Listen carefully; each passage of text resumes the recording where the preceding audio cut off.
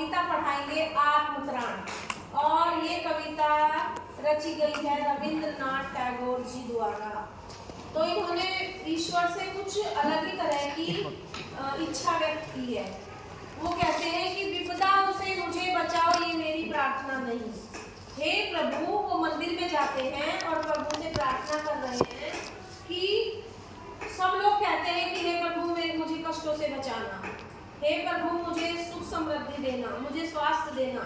लेकिन रविंद्रनाथ टैगोर जी यहाँ बता रहे हैं कि वो ईश्वर से प्रार्थना करते हैं कि विपदाओं से मुझे बचाओ, ये मेरी प्रार्थना नहीं। मैं आपके सामने प्रार्थना ये लेकर नहीं आया हूँ कि मुझे कष्टों से बचाओ, जीवन के कष्टों से बचाओ। केवल इतना हो करुणामय। करुणामय माने ईश्वर, क्योंकि ईश्वर सब पर दया करते हैं। तो कहते हैं कि करुणामय यहाँ ईश्वर का नाम है। केवल इतना हो करुणामय, कभी न विपदाओं में पाऊं भय। भय माने डर। तो कहते हैं जब मेरे ऊपर विपदा आए तो मैं घबराऊं नहीं। उनकी इच्छा है कि आप मुझे विपदाएं ना दो, ऐसी मेरी प्रार्थना नहीं है।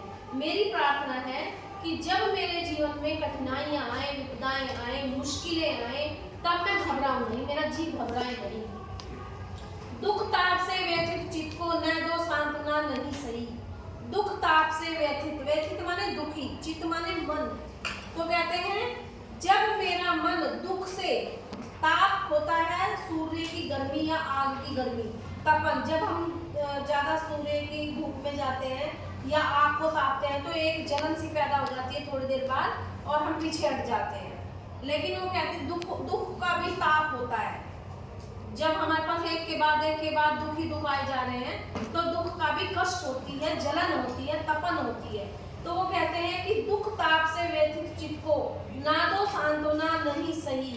सांत्वना माने आपको ढाढ़स बंधाना, आपको ऐसा कहना कि नहीं ये कष्ट चला जाएगा, तुम धैर्य रखो। सांत्वना माने धैर्य बंधाना, धीरज रखना। बाद में आना। तो वो कहते हैं दुख ताप से व्यथित चित्त को न दो सांत्वना नहीं सही। जब मेरा मन दुख से पीड़ित हो जाए, दुख की जलन मेरे शरीर को जलाए, तब मेरे मन को आप धैर्य धारण करने की शक्ति मत दो। पर इतना होवे करुणा में, दुख को मैं कर सकूं सदा जय। कितने ही दुख मेरे पास आए, हे प्रभु इतना कर देना कि हर दुख को मैं हरा दूं, हर दुख को मैं सहता हुआ उसको हरा दूं और अपनी जीत तय करूं। हमेशा मेरी जय हो कि देखो कितनी कठिनाइयां आई, मैं घबराया नहीं, मैं टूटा नहीं, मैंने अपने मन का हौसला नहीं गवाया। तो एक दिन दुख भी गया। सुख जाता है तो दुख आता है, दुख जाता है तो सुख आता है। कोई लोग इसमें निराश हो जाते हैं, कोई उनको एक साथ सामना करते हुए चलते हैं। तो कहते हैं कि जब मेरे ऊपर दुख विपदाएं आए तब बस मुझे इतना कर देना कि मैं उन पर जय प्राप्त कर सकूं, इतनी शक्ति दे देना। कोई कहीं सहायक ना मिले तो अपना बल पौरुष न हिले।